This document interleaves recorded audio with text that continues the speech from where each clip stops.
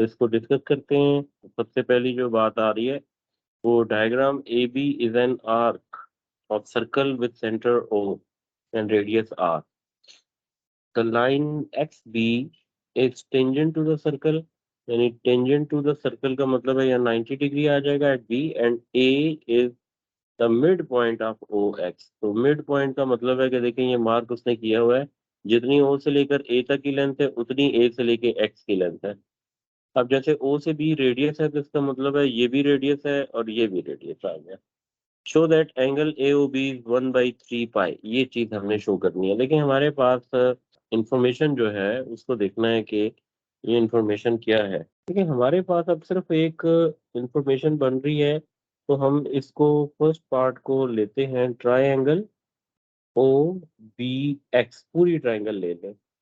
और ये जो एंगल है जिसको आप ए ओ बी कहते हैं, ठीक है, यानी अगर एंगल ए ओ बी कहें या आप एंगल एक्स ओ बी कहें तो बात एक ही है।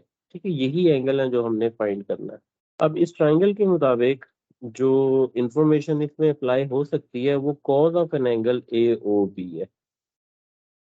इसको थीटा सपोज कर लेते हैं, तो इसका मतलब ये हुआ कि हम फाइंड कर रहे हैं कॉज ऑफ थीटा। आ जाएगा बेस ओवर हाइपोटेन्यूस, और हाइपोटेन्यूस आ जाएगा पूरी लेंथ ओ एक्स। इसका मतलब है cos of an angle theta is equal to base over 2r। देखो ये इससे कैंसिल हो जाएगा और थीटा की वैल्यू बन जाएगी कॉज इनवर्स ऑफ 1/2। और कैलकुलेटर आपको इसका आंसर डिग्री में लेंगे तो 60 देगा, और अगर आप रेडियन में लेंगे तो ये दे देगा पाई/3। तो इसका मतलब है कि ये वो चीज जो हमने प्रूव करनी थी कि जो ए ओ बी का एंगल है वो वाला बनता है पाई/3 radiance. Express each of the following in terms of r, pi and under root 3. The perimeter of shaded region. अब ये एंगल तो हमारे पास आ गया पाई/3। तो पेरीमीटर ऑफ शेडेड रीजन को सबसे पहले तो आइडेंटिफाई करें, यानी इसमें एक तो लग रही है कि आर्क लेंथ ए बी, एक आर्क लेंथ आ रही है, दूसरी एक्स बी की लेंथ आ रही है, प्लस ए एक्स की लेंथ है। जो प्रॉब्लम आ रहा है ना वो एक्स बी का आ रहा है, क्योंकि एक्स बी हमारे पास नहीं है। तो इसका मतलब ये हुआ कि हम इसको फाइंड करते हैं। अब ये देखो, जब आप इसको फाइंड करने लगेंगे तो ये बन जाएगा सेकंड पार्ट की वर्किंग में। आप ले लें साइन ले लें या टेन भी ले सकते हैं, यानी sine of an angle pi is opposite X B over hypotenuse which is 2r।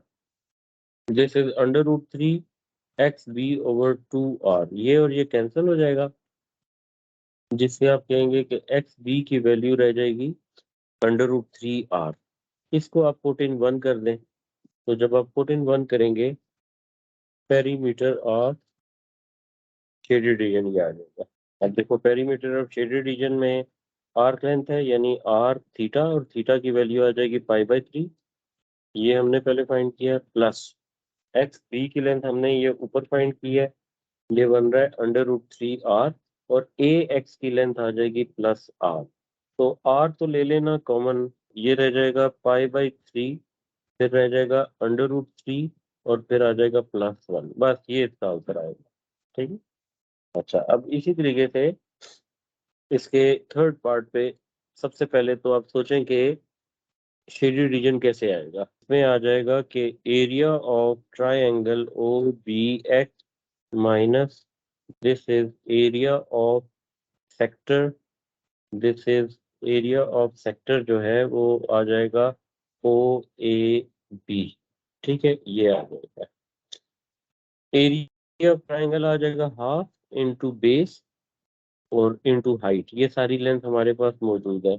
Area of sector जो है वो आ जाएगा 1/2r² इंटू थीटा, थीटा की वैल्यू भी हमारे पास है, तो इसलिए ये तो बन जाएगा 1/2, ओ से बी आर आ गया, बी से एक्स जो है ये बन रहा है √3r।